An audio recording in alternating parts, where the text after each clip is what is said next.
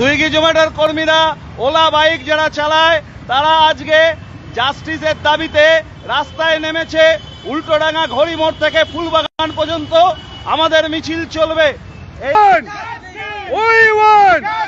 Swiggy জোম্যাটোর কর্মীরা রাজ্যপালের দাবিতে রাস্তায় নেমেছে এবং কোথাও সিআইটির ফ্ল্যাগ আছে, কোথাও হচ্ছে নিজেদের ডেলিভারি ইউনিটের ড্রেস পরেই রাস্তায় নেমে তারা লড়াই সংগ্রাম করছে।